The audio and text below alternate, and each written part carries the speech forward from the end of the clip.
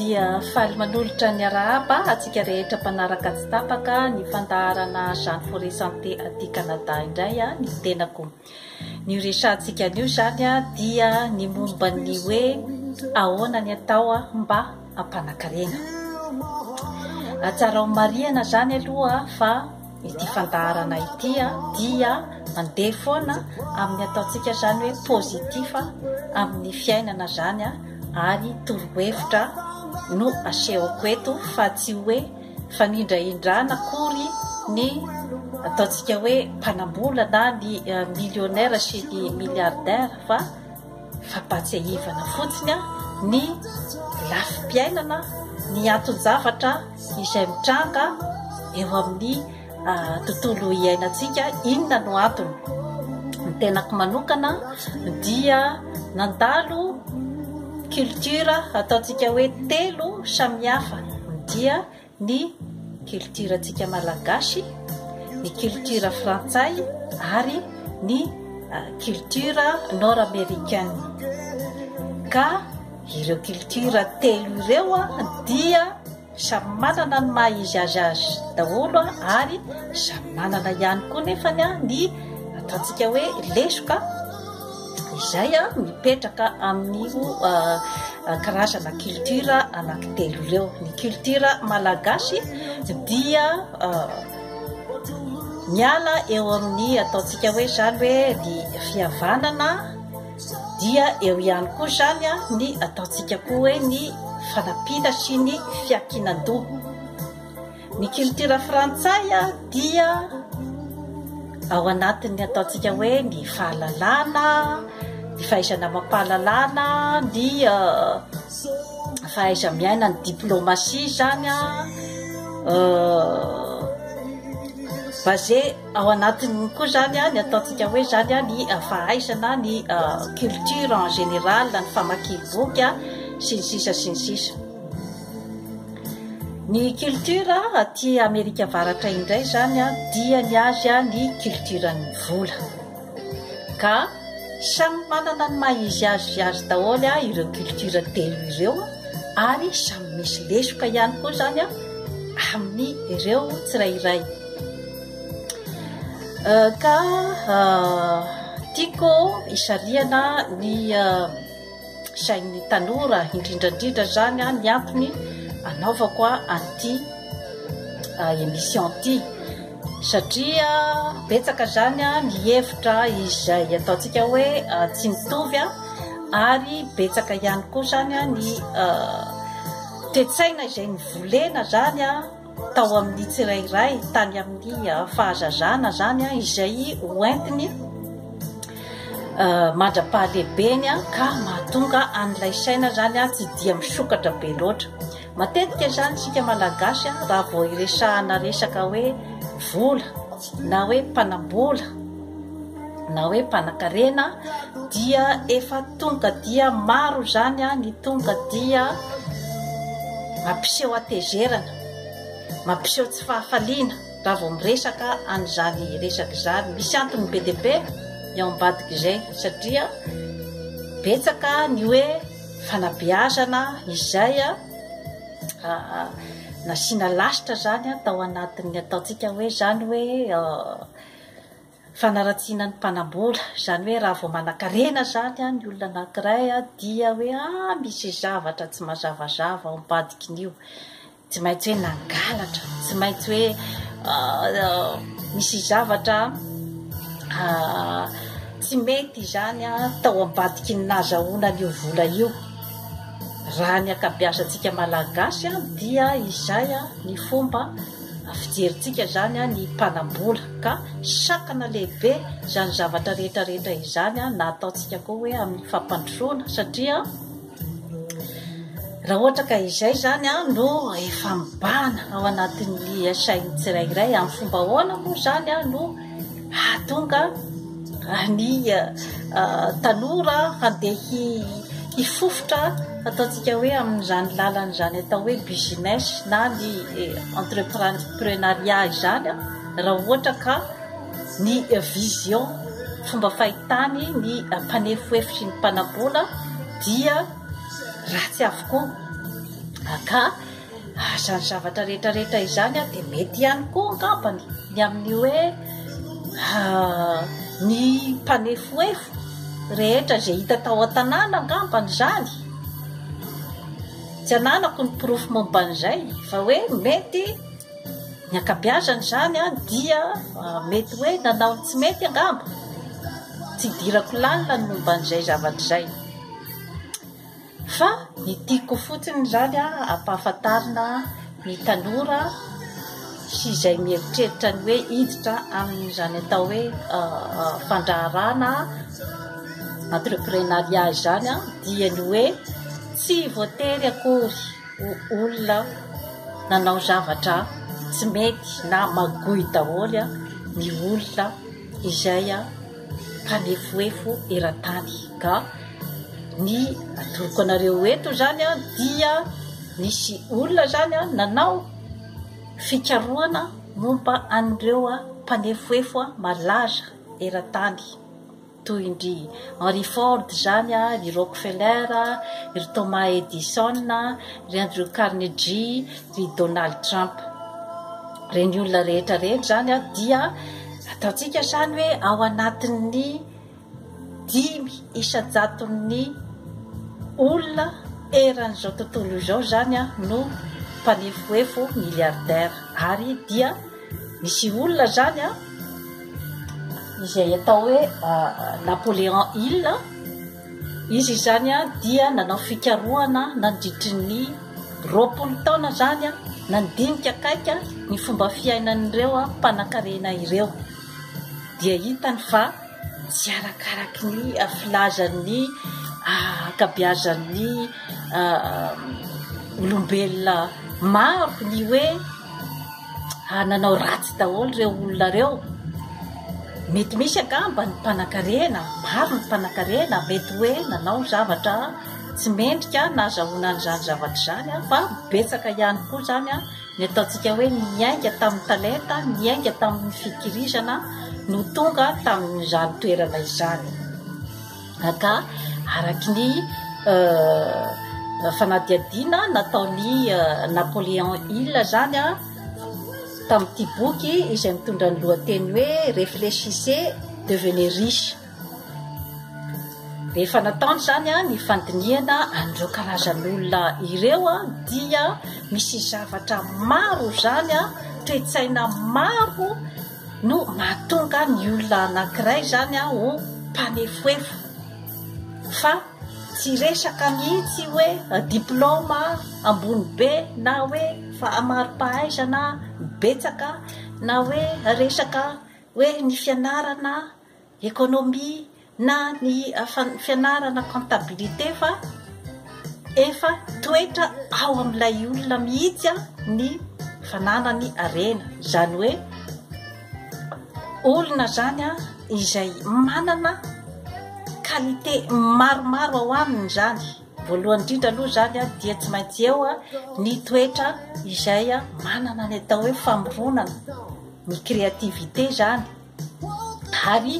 toetran'olona tsy maintsy manana koa zany ny atao hoe fikirizana toetran'olona izay tsy maintsy manana ny atao hoe finoany tenany zany hoe tsy maintsy ho tafavoakany ny zavatra zay ataony ary toetran'olona tsy mora kivikivy na misy ara ny ataontsika hoe échec na ny tsy fahombiazany amin'ny zavatra zay ataony ary toetran'olona mahay mandiny tena ihany koa izany hoe fantany tsara mihitsy ny hoe inona ny faiblesseny inona ny valeurany ary apartiran'izay no ahafahany mandeha mandroso amin'izany ataontsika hoe zany hoe tanjona izay tratrariny zany toetran'olona koa izay mahay mitondra olona indrindraindrindra satria ny famoronana entreprise dia tsy olondray no afaka hanorina entreprise fa misy olona maro dia maro tokoa zany no tsy maintsy mikaondoha ao anatin'ny entreprise anankiray ary olona samy manana ny fahaizany ny spécialité ny tsirairay amin'io entreprise io zany ka fandrindrana han'ireo karazan'olona rehetra reo zay samy manana ny fahaizany samy manana ny servony ka indrindrandrindra dia ny fahaizana miaina koa zany mandrindra an'ireo karazan'olona ireo satria nampanefoefo milliardaire millionnaire ianao dia tsy maintsy mahay miara-miaina amin'ny olona ary tsy maintsy mahay mitondra olona ka izany zavatra rehetrarehetra izany zany dia tsy maintsy tokony ho qualité ananany olona anankiray izay vao tonga amin'izany ataontsika hoe tanjona mpanefoefo izany ary olona tsy maintsy manana koa ny ataontsika koa hoe ny patience na ny faharetana olona tsy maintsy manam-pinoana na ny hoe spiritualité zany hoe misy ny hery ambony izay inony ary ekeny fa manohana azy amin'ny zavatra rehetra izay ataony ary eo ihany koa zany ny olona izay mikoja koa ny atao hoe fitiavana satria ny fitiavanao ny passionanao amin'ny zavatra ataonao iny no ambony indrindra izay mitondra anao zany ho amin'ny tanjona iray izay tiana hotratrarina satria raha tsy misy ny fitiavanao an'iny zavatra iny dia zava-poana fotsiny raha tsisy ny fitiavanao ny asanao ohatra raha tsisy ny fitiavanao ny fianarana izay ataonao dia zava-poana ny zavatra rehetrarehetra ka isariako fotsiny zany ny sainy rehetrarehetra zany ny amin'ny resaka hoe entreprenariat satria betsaka zany ny feo izay mandeha ny amin'ny hoe risque be zany mandray fanapahan-kevitra hanao entreprise izany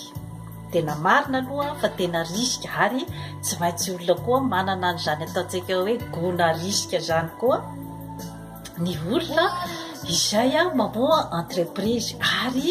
tsy maintsy manana ny atao hoe fitokisantena izay efa averiberiko eto foana zany manana ny fitokisan'ny tenany ary mahafantatra tsara ny zavatra hainy zay koa zava-dehibe zay zavatra zay mahafantatra tsara ihany koa ny talentany ka ireo zavatra rehetrarehetra ireo dia tsy hoe ao anatin'ny dray andro akory ianao no hoe taitaitra eo ianao dia hoe andeha amorona entreprise ohatra zao dia hoe tonga dia iroboroby ny entreprise ataonao iny tsy atao tsy maintsy zavatra efa nokotrehan'ny olona anankiray tao anatin'ny taona maro dia maro mihitsy fikojan'ny talentany tao anatin'ny taona maro dia maro ary azo lazaina mihitsy aza hoe ny talenta izay nananany hatramina-kely azy izay talenta nomen'Andriamanitra anao ka hainao ny mamoaka azy ny miexploiter azy zany zavatra rehetrarehetra zany no entina hananganana ny entreprise ary ao anatin'izay no mety ahitan'ny olona anankiray fahombiazana dia ny entreprise atsangany amin'izay talenta ananana sy izay zavatra tiany ny manao azy ka izay efa nitandrisaiko ho rehetra teo izay ny tokony ho qualité ananany olona anankiray zany voazay vao hatonga an'izany ataontsika hoe toerana mampanefoefo zany ary betsaka ny hoe milaza fa zavatra nofinofy zany zavatra teneninao zany zavatra tsy marina zany satria ahoana moa raha ohatra misy olona efa mpanan-karena ny ray aman-dreniny dia mazava ho azy fa tsy maintsy koa izy andovan'ny ray aman-dreniny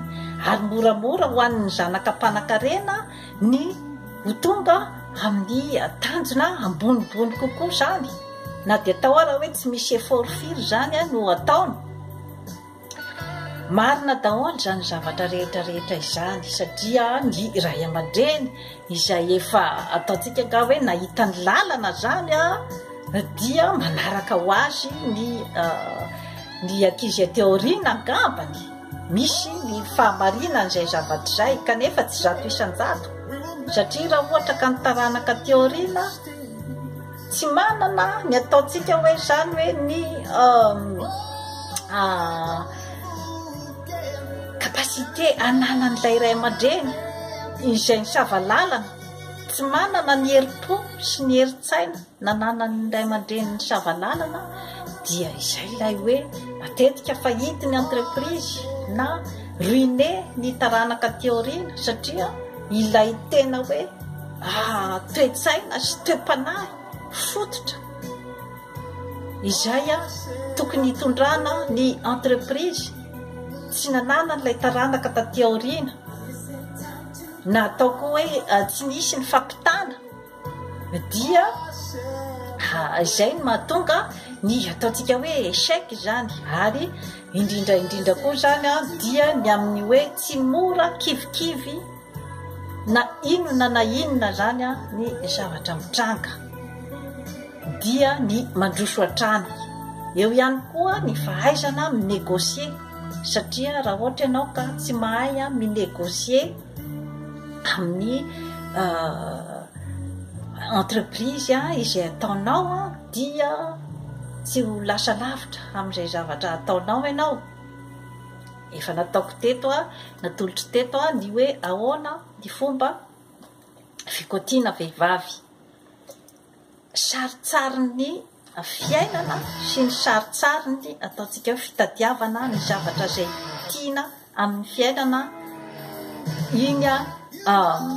ohatra nombeko amin'ny hoe ahoana ny fomba fikotiana vehivavy satria ny fiainana dia entina mora tsy entina amin'ny pirotorotoana tsy entina amin'ny resaka violence tsy entina amin'ny resaka fanerena na ny resaka tsindriazolena ny fahazahoanao zavatra fa ao anatin'ny fahaizanao amin'ny négocier fahaizanao any serasera ny communication ahoana ny communication ampiasainao mba hahatonga ohatra ny ataontsika hoe ny négociation andeha amin'ny tokony ho izy hahatratra ny objectif izay angatahanao amin'ny olona anankiray izany rehetrarehetra izany dia ny qualité tokony ananan'ny olona anankiray satria raha ohatra ianao ka olona izay milaza fa za indray raha dia tsy mahatambitamby olona izany dia sarosarotra ho anao mihiditra amin'izay resaka hoe fanondronana entreprise izay kanefa raha ny hoe firenena mandroso zany dia arakaraky ny habetsaky ny entrepreneur ao amin'ny tany iray no mampandroso sy mampanakarena ny tany iray tadidia tsara zay fa satria raha ohatra ka hiditra amin'ny resaka hoe miasa amin'ny administration daholo ny olona rehetrarehetra miasa amin'olona daholo ny olona rehetrarehetra amin'izay fotoana zay dia tsy misy ny fampidiran-ketra amin'ny firenena iray ary dia raha ohatra ka tsy mandroso amin'izay resaka hoe entreprenariat zay indrindrandrindra koa entreprenariat avy amin'ny olona ao amin'ny tany iray marina fa misy ny tsy maintsy misy ny fiaramiasa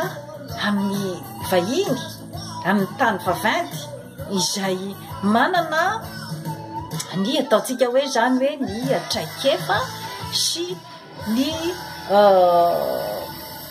an'izany ataontsika hoe ny laclé an'izany atao hoe entreprise goavan'izany tsy maintsy mahay miaramiasa amin'ny tany vaventy kanefa raha ohatra ka ny olona ao amin'ny tany iray dia tsy manana notion zany hoe entreprendre zany dia mazava ho azy fa tsy maintsy eo ampelantanany tany vaventy izay efa mpahay mikirakiranyio zavatra io zany ny tombontsoa rehetrarehetra raha ohatra ianao ka tsy mahay ny ataontsika hoe négociation tsy mahay koa zany ny ataontsika hoe idée d'entreprendre izany zavatra rehetrarehetra izany zany dia tsara ananana daholo raha ohatra ka te hanokatra entreprise raha ohatra ka te mpanefoefo betsaka ny hevitra diso izay milaza fa raha ihany na mpanefoefo io misy zavatra tsy mazavazava fa tena nanao fanafody mivavaka midevoly ataoko angamba fa tsy fantatra aloha mety misy manao an'izany angamba fa raha ohatra ka hoe izay no mampanakarena ataoko angamba fefa nanefoefo daholo kosa angamba ny olona rehetrarehetra eto ambonin'ny tany raha ohatra ka hoe izay lalana izay fotsiny zany dia ahafahana manefoefo fa izay tany saiko teo zay zany ny hoe tsy maintsy qualité anana ny olona anankiray mitambatra zany ary tsy maintsy mamory an'ireo karazan'olona rehetra izay manana ny ataontsika hoe zany ny fahaizana mampahalalana ny compétence momba ny zavatra rehetra izay ataonao kanefa tsinitsinina na amory manam-pahaizana ohatrin'inona ianao na manana ny materiel ohatrin'inona ianao na manana ny vola andronanao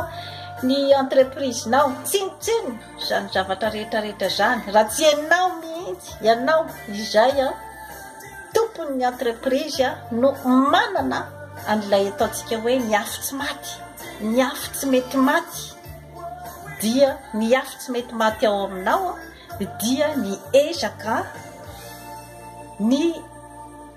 faniriana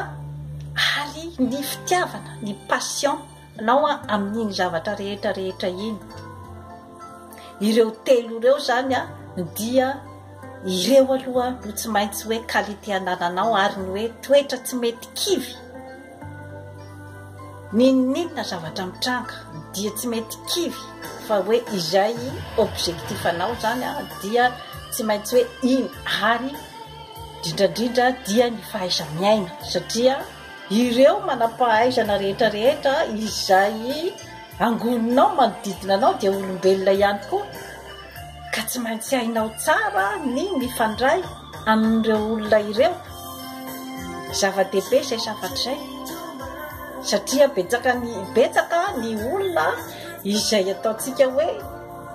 ny problemany dia ny tsy fahaizana miserasera ny tsy fahaizana miara-miaina amin'ny olona izay entiny zava-dehibe zany zavatra zany ary zavatra ianarana ilofosana isanandro mihitsy ny fananana an'izany atao hoe fahaizana mifandray fahaizana miserasera izany raha itoy izany aloha ny foto-kevitra izay nampitainy Napoléon Hill dia ity indray zany ny ty Harvey Eker izy indray dia nanoratra ny hoe les secrets d'un esprit millionnaire ka ny ty Harvey Eker indray zany dia misy ny azy ny ataony hoe misy ozy izy ny ataontsika hoe ny compétence izay tokony ananana à l'extérieur zany qualité extérieure dia misy ozy izy ny qualité intérieure ka ny olona zany ny akabeazany dia mietehitra fotsiny amin'ny hoe qualité extérieure io dia ny hoe ny fahaizana mampahalalana ny fananam-bola ny fananana ny materiel sy ny pitsopitsony rehetrarehetra fa adininy zany ny ataontsika hoe qualité intérieure zay mandrindra an'ireo qualité extérieure rehetrarehetra reo ny qualité intérieure dia mitovy ihany amin'ny teniny Napoléon Hill eo hoe tena ao aminao zany hoe ilay racine ny hazo anankiray zany mifototry ny hazo anankiray no mitondra any fetezan'ny hazo ray manontolo mihitsy zany hoe zavatra efa voaorina tsara orina tao aminao tao zany no entinao mamorona ny entreprise dia ny toetsaina rehetra izay no tany saiko teo reny no toetsaina tena tokony ananany olona anankiray zany izay atongavany amin'izany hoe mpanefoefo zany ka ireto karazana boky anankiroa reto zany dia boky izay nanampy tokoa zany tamin'ny fiainako taty Amerika Avaratra satria arak'izay teneniko anareo teo zay ny hoe culture samihafa ny culture ny diaviko teo amin'ny fiainana dia ny culture malagasy dia ny culture frantsay ary tonga ty Amerika du Nord ny tena koa dia somary déstabilisé ihany tamin'ny voalohany satria tena samihafa mihitsy tamin'ny culture izay noratovina tany aloha zany ka nanampy be dia be mihitsy zany ity boky ity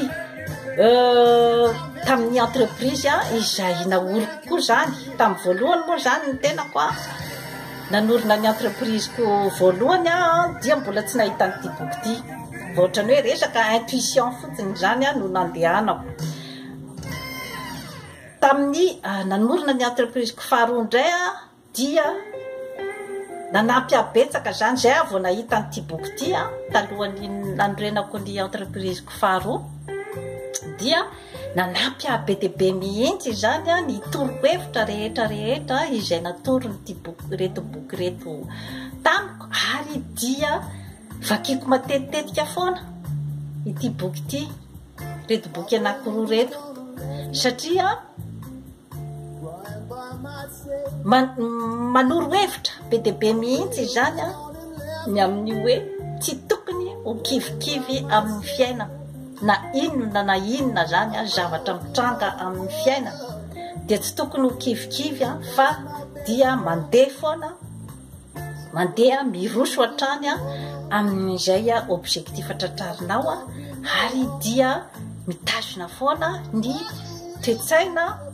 sy ny foto-kevitra izay entinao miaina ka tsy marina akory ny filazana fa hoe izay olona rehetra manao entreprise ny mpanefoefo izay mpanao affaire dia olona ratsy fanahy daholo olona tsy mijery afa-tsy ny vola olona materialista tsy atompoko tsy tena mpanao affaire zany olo zany tsy tena esprit na entrepreneur voalaza ombeny mantsy zany any Madagasikara ny resaka bizina kanefa tsy fantatra marina hoe bizina inona ary ilay olona ve mba efa voakojakoja amin'izany atao hoe inona marina zany ataotsika hoe mibizina zany raha ohatra ka ny hoe tena ataotsika zany hoe bizina tena izy zany tsy mikojakoja olon-dratsy au contraire raha dia manomana olom-banina satria tsy maintsy mikoja an'izay atao hoe faiza miaina zay ny olona izay ao anatin'ny monde des affaires raha ohatra ka tena hoe vrai affairiste zany no lazaintsika dia olona tsy maintsy mahay mikoja ny fahaiza miaina ny fahaizana mifandray amin'olona sy ny fahaizana mikirakira ny fiarahamonina ny diplomasia izany zavatra rehetra zany dia ilaina daholo ka hevitra diso ny fitenenana fa hoe loam-bola fotsiny a no ao anatin'ny lohan'ny olona anankiray io. Au contraire, raha ny olona tena mpanefoefo a tena ataontsika vrai millionnaire sy milliardaire zany a dia olona tia manampy olona. Au contraire, tsy marina mihitsy ny hoe tia tena sy ohatran'izao fa mety misy karazany ataoko hoe le tia tena milliardaire araky ny tokony ho isy angamba, fa hoe mety hoe zavatra hafa samihafa koa mantsy zany ny hoe fomba koa zany a nahazahoana an'ilay milliard sy ny million. Io koa dia misy hita taratra eny ihany amin'ilay olona hoe ahoana ny fomba nahazahoany azy, satria matetika rehefa zavatra tsy ny sasara, rehefa zavatra azo tamin'ny resaka halatra amin'ny fomba ahoana moa raha ohatra ianao tsy manana an'ilay atao hoe plan interne, ohatran'ny tenen'ny Harvecker eto hoe raha tsy manana an'ilay plan interne ao aminao ianao a dia ho lanilaninao fahatany ny vola, dia tsy afaka ianao handroso araky ny tokony ho izy amin'izany lalan'izany ataontsika hoe afera zany, ary tsy afaka koa ianao apita ny fahaiza-manao amin'ny taranaka ao aty aoriana sy ny hoe inona ny tetsaizany sy ny toe-panahy sy ny toe-batana koa. Izay adiniko ny tanisa azy teo, tsy azo adinoina koa ny toe-batana fa satria tsy maintsy ao anatin'ny vatana salama no misy ny saina matsiro. Ka ny mpanefoefo aty ohatra aty Amerika Avaratra dia olona mitaiza vatana sy saina daholo.